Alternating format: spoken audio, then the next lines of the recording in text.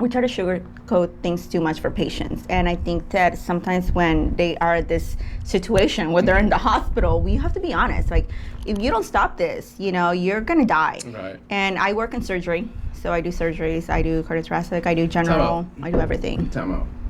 You do surgeries. What's in the box?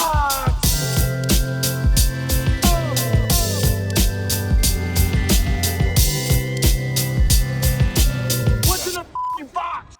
We'll make it work. We're here. You're here. And We're here. And so we're doing, and you said we're live? We're live. We're live. We're live. I appreciate Thank you for having me. For sure. So, well, hey. So originally, right, when I first reached out to you, right, to get you on, it was because of all the traveling that you do. You know, I was fascinated by it. You're always everywhere. I was on the go. So I'm kind of jealous. I'm like, shit, man, I'm home. I'm painting, and I'm living, vicariously through you. I don't know where we want to go first, but your podcast is, let's go there first. We can go there. Yeah, let's go there. So, what's the name of it? It's called Laugh at Love, and it's a dating relationship podcast. It's basically just comedy about my love life, which is a joke. Okay? Well, trying to get it better. But yeah, it's about relationships and dating, giving people advices, letting them know where I come from. I think we can all relate in a lot of the things that I discuss in my podcast. I had a couple of people reach out to me asking me questions and things that they want me to talk about, which I can definitely relate because I have stories for all kinds of things in dating. So yeah, I came to be after a really bad breakup. I was dealing with a really, really bad breakup, heartbroken, very depressed, and I just had enough. I was like, you know what? You can't just sit here and cry about it. Right. Just laugh about it. And it came to be Laugh at Love. And yeah, so I've been doing this for about 2 months now. It went on air about 2 months ago, but I've been working on this for about a year. So I like to write. I actually like to edit my own things. Not that I used to be a writer. I am a writer, but yeah, I've been writing about things and love and relationships for since I can remember, maybe a couple years now. I love the name. When you finally first posted it and I saw what it was, I thought the name was perfect. It has a great ring to it. And even your outro, which I've heard you say a couple times, where you say laugh out loud because crying is overrated. Yes. And so that whole saying is pretty cool. How did the name come about? Like, did it take you a long time for you to? Actually, my best friend Nicole was the one who came out with that. Okay. We were just like, yeah, shout out to Nicole. She's probably gonna be watching this later. Right. We were just basically brainstorming, and I came up with maybe 5 different other names, all in the direction of laughter, But this is the one that just got to me more, and I came up with the logo. I was kind of like, how do I make it about love and laughter? So I came up with the heart, an upside down heart with I don't know if you noticed, the happy smiley face. I believe so, but yeah. So I kind of designed my own logo online. I took an editing course back in college. I'm talking about 9 years ago. Okay. So I kind of used my skills and created my own logo, and it came to be Laugh at Love.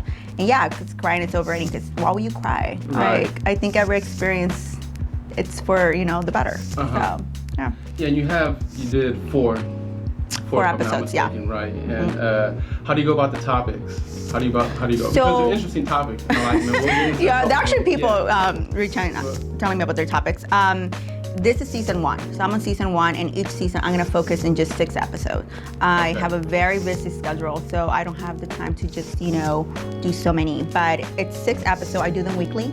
I will be taking a break next week, and I already have the next 2 episodes already recorded. So how do I go about the topics? Well, basically, the first 2 topics, I went on a date, and actually I started recording, journaling my dates. Okay. I decided to go on a series of dates, 10 dates, just talking shit. I was like, I'm just gonna go on a date with a bunch of guys, different types, and maybe I find the one, but if I don't find the one, I'm gonna get a good story out of it.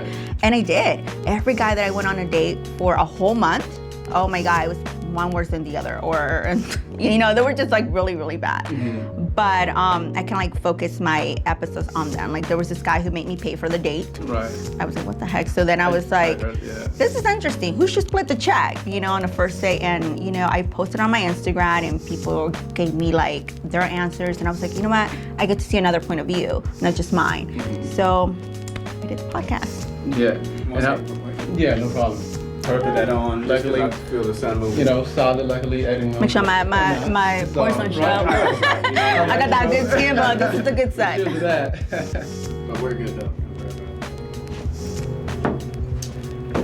Now, you said you already have the next two done. What's your process when you're recording them, and how do you record them? Or you said you do them from home, right? So I have my little studio at my house. So I have this house and I have an office. So I kind of like built it into a studio, and I bought like all this gear on Amazon and Etsy, and I was like, you know what? I'm just gonna start from the bottom.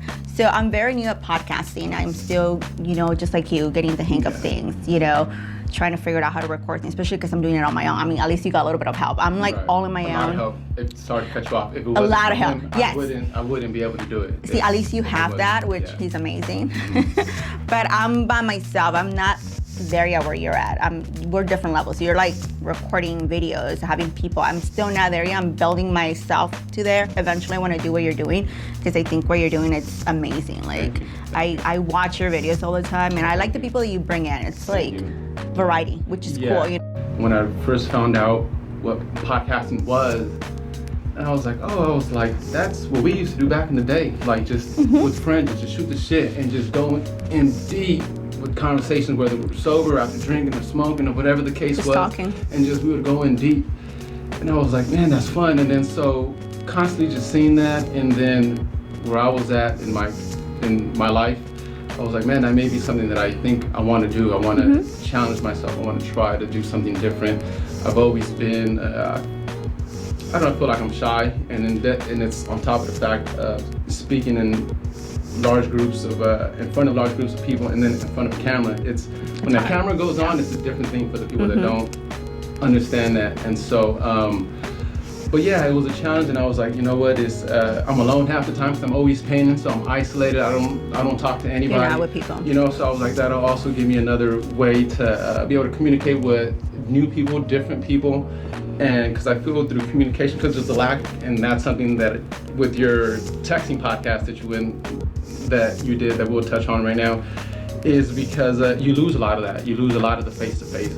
You don't really speak to people anymore, and you don't have the physical, not sure what word I'm looking for, but it's different messaging someone on Instagram or Twitter or through a text, opposed to just going out somewhere, whether you're just hanging out at a park. And meet people in person. Right, and to really feel their vibe and like really interact with human beings, opposed to interacting with your phone, which is what normally you go to a restaurant, you're gonna see 6 out of 10 people just looking down on your phone, and so it's kind of disturbing. And and I'm someone that I run like 85% of my business through my phone, but when I'm not doing business, I let that shit just like go away. Like I'm not trying. If I'm out eating, if I'm having a conversation with someone, I'm not on it. Why I'm on it all day already. I'm already editing on it, posting photos and everything else. I get tired of it, but it's also my business, so I have to be on it. So it's a balance. I think it's a balance that I'm searching for, that I feel everyone should search for. And I get it. It's not healthy, I don't think, at least going down that route where you just really like. And I like that because you get to focus on different things, different like environments. And like you said, you find your balance. Like it's one thing you do art, which I think your art, dude, I always talk about you like, hey, you guys should check out this guy's shoes. They're like amazing. And everybody that I show your work, they're like, like that's pretty good. And then now you're doing your podcast, which is completely different than what you do. It's like me, I'm in the medical field, and then I'm doing a dating podcast, and then on top of that I have my travel website. So yeah, I feel that people can definitely challenge themselves in different environments. It's not just a hobby, it's like who you are. Like you can do so many things as a human being. You can be a painter, you can be an artist, you can be a doctor, you can be a singer, you can do whatever the heck you want. And when people ask you what you're passionate about, you're passionate about everything. Everything that I do, because you put your heart and soul into it. So, I mean, what's in the box, I really like the title of it, because it goes with you. It goes, because you're an artist, and then you're like bringing a surprise. So, well, who are we gonna have today? We're gonna have like this person, and then this person, and they're all different. So, I mean, I actually look up to your podcast on top of other people's podcasts before I started my own. Well, thank you. You know, so people can, like, kind of like motivate each other. Yes. Yeah. Yes. So. I speak about that all the time, where instead of bumping heads or clashing or being envious or jealous or looking at someone and saying, man, fuck that. Yeah. Why not be inspired? If they're doing something that you were probably thinking about doing, or maybe not. Maybe I use him as an example all the time. I'm not a videographer, right? But I could see him do something amazing, and it's gonna inspire me when I'm doing my art. And so it's just, I think, being inspired by people that are motivated, that are inspired to do things. Not that they have to be a celebrity. I can connect more with him or with someone like yourself that I'm in actual contact with than someone that is on the other side of the world that I don't know. And not that they're not inspiring as well, right? There's a lot of famous people that inspire other people, but point being that you are normal. Yeah, you know, and for you to even say that with me, where I just barely started, like a month ago, two months ago, but where if that, you know, still like still fresh. Hasn't even, you know, and so and I still don't know.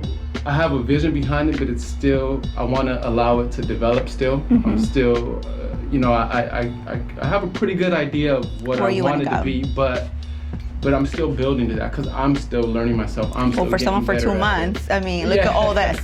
It's cool, and so it's pretty cool. Yeah, you know, but it's fun too. It's fun, and then it's weird. I think it's also my brain is. I think it's a healthy hobby. Right. I wouldn't call it hobby since it's something that you're like passionate about, and I feel that hobbies are just like on the side to, you know, kind of like keep your day going. So I mean, I feel like your passion is healthy on top of your art that you do for your shoes. This is actually something that, you know, I see you going further. I mean, you look at you in 2 months and look where you're at. I mean, you say you have a vision, and you should always follow your vision. It would definitely, like, who knows, maybe you have a huge podcast, I'll be there. It's a plan, you know, that's the plan. Good idea. Maybe I'll have a talk show, I don't know. I like to talk for hours. I'll probably be here till tomorrow. So I do have like my microphone and everything set up in my office. So my office is like this. We're sitting down, there's actually microphones. I hooked them up myself. Actually, I made my dad do it. Okay. I make him hook it up. He's a handyman. And then I have Anchor.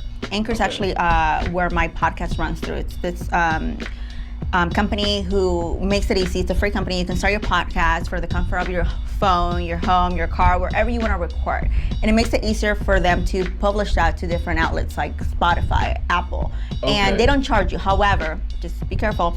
If you want to go eventually independently, you have to kind of like get permission for them to give you those episodes so you can transfer them somewhere else. Like say you just want to go directly through Apple, so you have to kind of be careful on that. Yeah, I record my episodes not just through Anchor. I do it on my own as well, just in case if one day I want to go independently on my own. I don't have to ask for permission for anything. This is my work. This is my thing. The thing with Anchor is that it makes it easier for beginners like myself who don't have any idea how to go about it.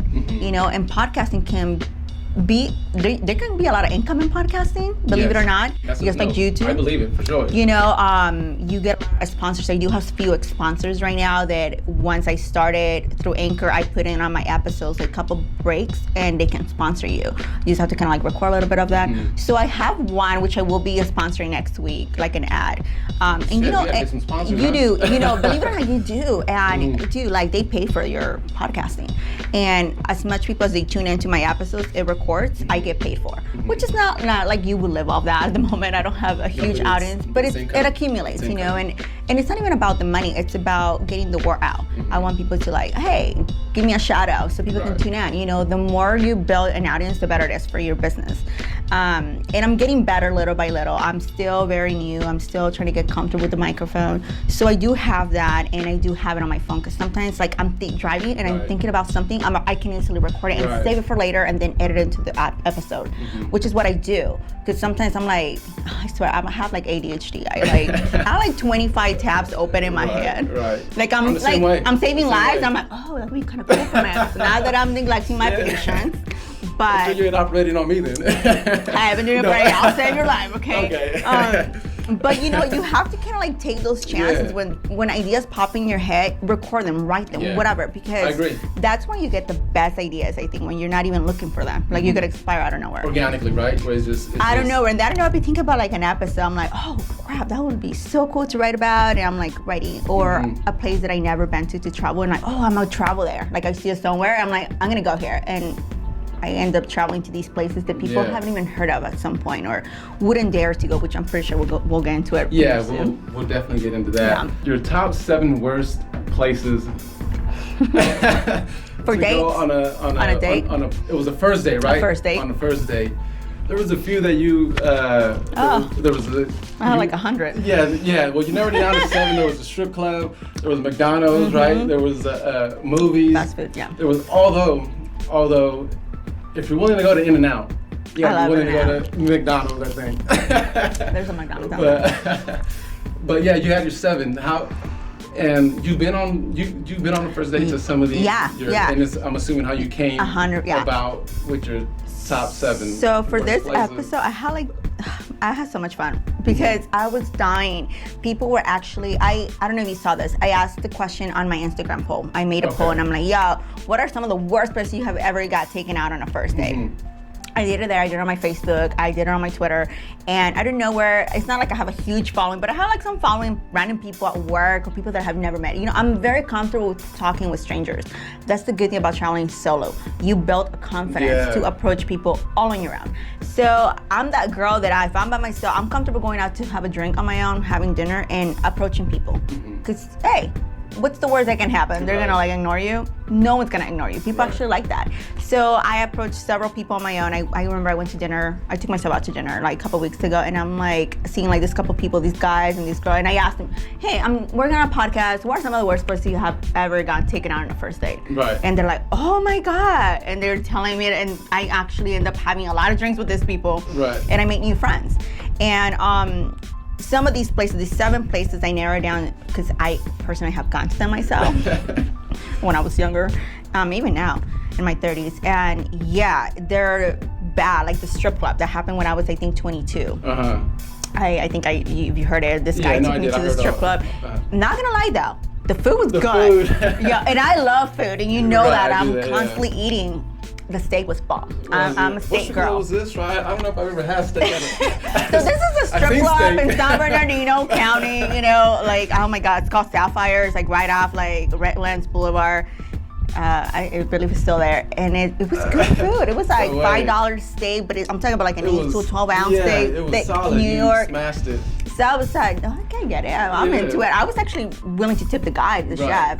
The guy that I was on a date with, he was like all over the girls, which, hey, they're making a living, go for it. You know, I have nothing against strippers, but that's not a place you're gonna take someone you want to get to know. It's nothing against or has anything to do with the strippers or the establishment, because that's what they do. It's the individual that took you on that date for the first, like on your first date. That's where the problem is. And I don't even mind going to the strip club at some point in my relationship with my dude, but because I'm fun and I'm like, hey, let's go to a strip club together. Let's go to some girls, but. For the first time I just met you, that's just a little too much. Yeah. So that was one. Fast food places, I'm talking about like in general, not just McDonald's. Like, because it shows, and you know what, I get it. Not everybody is on the same financial situation. We all have our different issues. We all have our financial problems, and I'm no one to judge. My financial placement is not the same as yours or whoever, you know? And I never ask for someone to take me to a very expensive place because I don't know where they're coming from, right? I'm trying to be, you know, very considerate of people's budget. You know, I would say like, hey, if you don't have the money, there's so many free things that you can do that are fun and probably will be a better as a date. Yeah, probably would be. But this one, fast food place, that's bad. I think you can be a little bit more creative and you can like save a little bit more and take me out when you have enough. Right. Like, give me 2 weeks when you save up. Yeah. You know, I've done it. We'll split the check. But fast food, no. But In-N-Out. That's what you've been. That's you specifically, though, right? Because we can go to the movies, right? And then we go to In-N-Out. I'm okay with that. But the movie's not on the first date. No, not on the first date. And I agree with that because I don't go on a lot of dates, but I would never go on a date to the movie because, and you touched on it, it's for the exact same reasons, because you're watching the movie. So you're on a date with someone that you don't know, and 2 hours later, you're still not going to know that person. Yeah, everything I talk about Laugh at Love, it's basically true events. I'm talking about like true dating Right. problems, and I'm pretty sure a lot of people have those stories. But for me, I feel like I literally live in a movie, like an 80s movie. It's kind of like Pretty in Pink. It's my favorite movie. In my love life, it's like that. Like I got on dates and I'm like, oh my God, why did I put myself through that?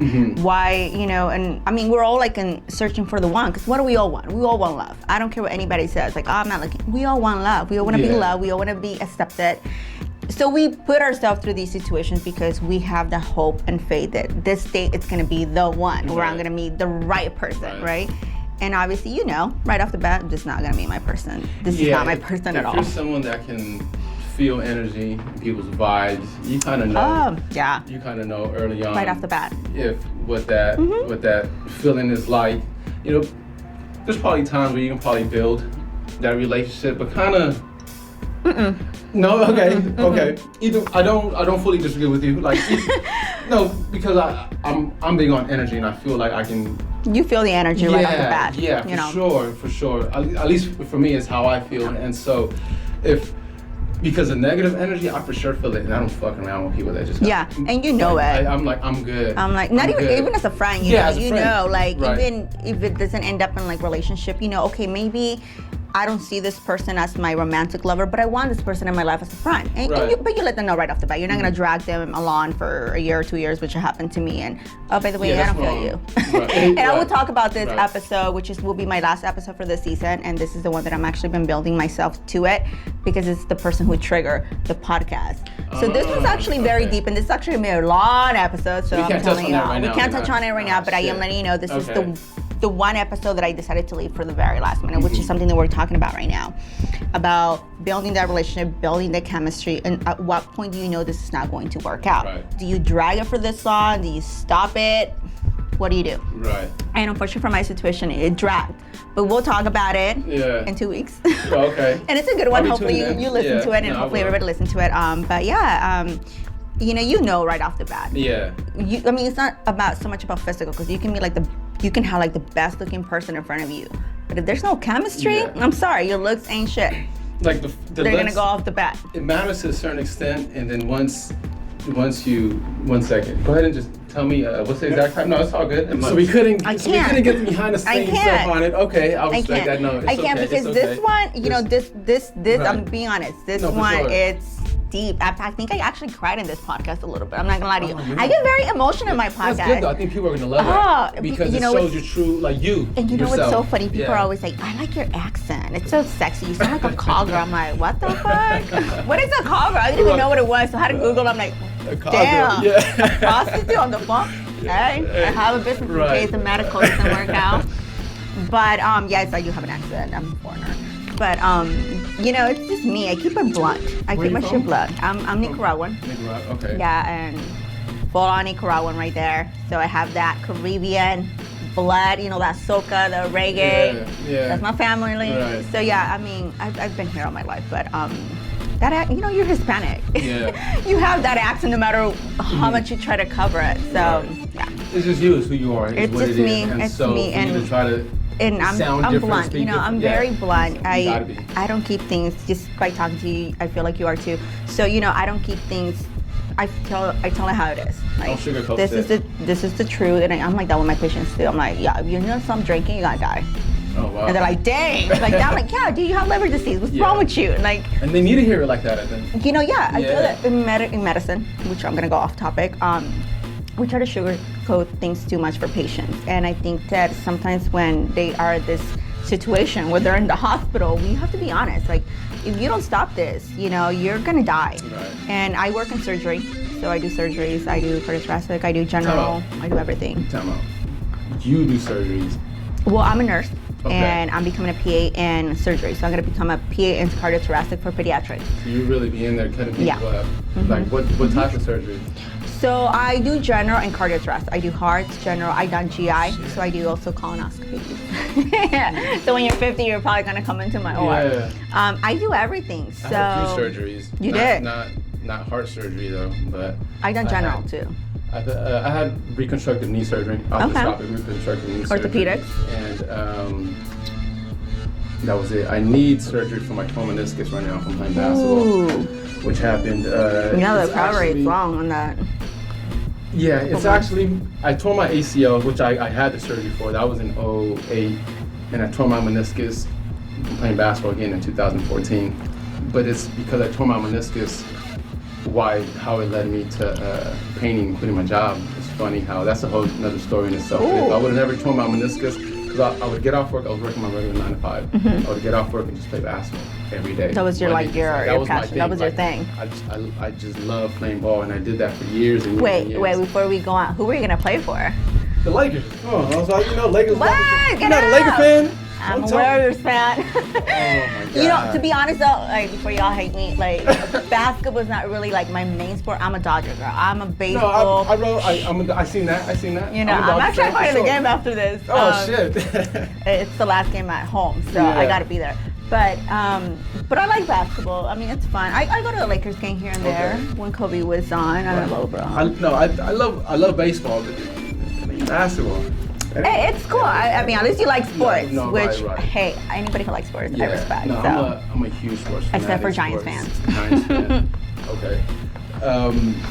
But so I want to touch on really quick before anything else. Now, with your traveling, I want to touch on that for a little bit. Travel. To something else.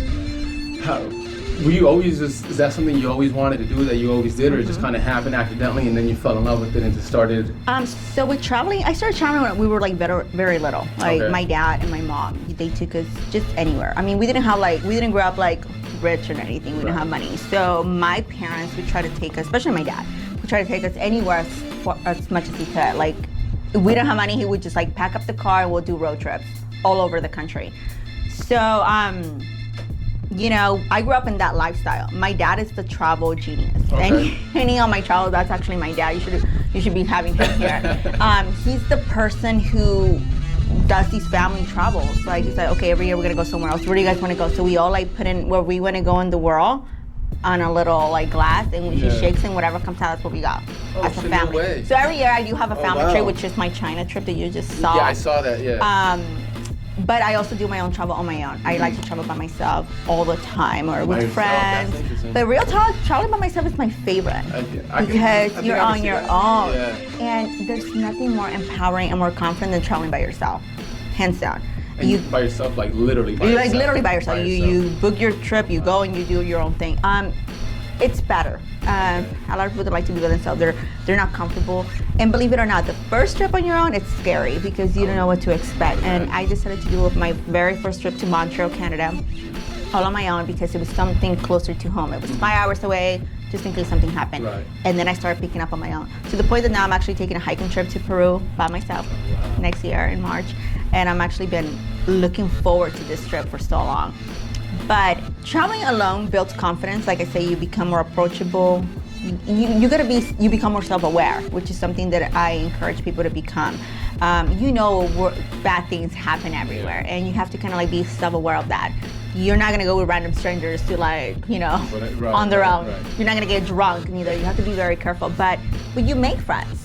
And you get to do whatever you want at your own pace. Like if you want to go, like say you want to go and see museums. I like history, so I want to when I travel, I like to know where I'm going. Before I even travel, I do my research.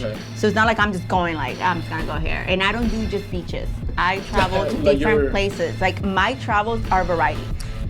Okay, which is something that I think everybody should do. Can you run down some all or as much as you can all the places you've gone? Yeah, I know. Right now? Freestyle, just freestyle. Should like a rap? I'm currently at 24 countries as we speak. But real quick, I got all over the USA. I got into Nicaragua, Salvador, Honduras, Costa Rica. I got to Belize. I got to all over Canada. All over Europe, Eastern Europe, Paris. Gone to France, Italy, all over Italy, Croatia. Love Croatia. Yeah. China was my most recent trip. The Great Wall. That's on my bucket list. The Great Wall. I can't think right now. No, that's a lot. You ran through already. All over Europe. Okay, you ran 25 countries in Europe at least. Oh my God. No, that's amazing because compared to you, I've done no fucking traveling. I've been to a few places. But speaking to you, it's like I might as well not mention no places. And you know what? Any travel you do, even if it's just like San Francisco or like San Bernardino. Yeah. It's a travel. I mean, you know, you just have to make it like a travel, a trip. It's a road trip. I actually just came back from Oregon, which I never been to Oregon, by the way. Right. Liked it. I mean, if you're like an outdoors person, hiking, Yeah. being with nature, Oregon. I went to Bend, which a lot of people just go to Portland. Like Portland, but it's very fucking basic. Bend was like, you're like in nature. Your phone doesn't work, which I think that's all I needed at that moment. Right. You know, everybody needs to kind of like disconnect from their phone. When I travel, I have to record my travel because I do a travel blog. But believe it or not, I record it and then I post it. Because when I'm traveling, I want to focus. I want to get to know the culture. I want to get to know the people. I like history. So wherever I go, I have already, like I said, I have already done my research. I already have read about this place, where I'm going to go. And then when I'm there, I'm all about there. I don't do tours. I have paid for tours here and there. But the thing about tour guides is that they take you at their own pace. And you're paying so much money already to travel to these places. I think you should be on your own time. So when I went to Europe, which a lot of people do these like long tours and oh my God, we're gonna go here at this person's time. No, do it on your own. Like pay for your own things already at home, have everything booked, but be on your own. Because you wanna see things. You wanna be able to take pictures and take it all in. And that's the thing that I don't like doing tour guides, which people are like, you don't do tour guides and you're by yourself. I'm like, no, I already read about this. I can do it myself. And if I have any questions, I know where to go. I'll ask the tour guide. Like, hey, good question. Right. I'm not from your group, but what is it, you know? Because you have to be able to enjoy that. And traveling's not that expensive if you do it, if you plan it with time. You know, I don't know anybody's situation. I know my own, but I mean, it's not like I'm rich. Right. But I know that if I want to go here, I'm gonna save for this travel. I'm gonna pay this credit card, which I'm telling people, get a travel credit card. Get an American Airlines, which shout out to American Airlines, they're amazing. Right. Get an Expedia or get those like cards that they give you points. Yeah, and accumulate. So all that stuff does really. I don't do that, but I do see it all the time. Do it. It works. It actually does. It does work. Airbnb, man. Right. By yourself, I don't recommend Airbnb. If you're like, I travel a lot by myself. I actually like to stay in hotels. You want to be safe, right? Yeah. You know, and you're a woman. Well. You know, shit happens. So be careful with that. But if you're going with another person or at least 3 more, Airbnb it. When I went to Croatia, I went with my friend Eva Lees, another nurse, and we Airbnb everything. And we had the time of our life, the place, the people who we do research before we even, because Airbnb can be sketchy. So be very careful, you know, do your research where you're gonna stay, the location, and go for it. When I go by myself, I do all that because I know I'm solo. I'm not gonna rent a car because I'm not gonna be worried about driving and drinking, especially in another country. So I need to know where my train stations locations are at. And you will get lost. Yeah, for sure. But you will find your way. Right. And if you don't speak the language, hey, Google Maps. Because in China, nobody speaks English. Right. Mandarin and shit. I don't know anything about Mandarin. The only thing I knew about Mandarin was like where the bar was and the toilet, which they're not on the whole. They're actually normal toilets. Just FYI. Okay. But it was fun. That's Love good. China, by the way. Go to China. Yeah, maybe not right now. You saying that? Yeah. So normally the whole what's in the box, right? The one aspect behind that is an actual box, which the same gentleman, Renee from LA3D, who made me this and makes me all my other custom boxes and everything else. He's working on that right now. So that's the last piece to like the whole podcast. There is no box, but there is something here I am going to present to you for you. Okay. So crack this open here for you. Oh shit. Yeah. Oh, this is yours. I thought it was part of the table. No, So because of all the traveling you do. Ooh. It's a painting for you. That's you. Oh my God, you did this. In the city, right? So therefore, oh my God, thank you so much. I'm like speechless. Your website is what again?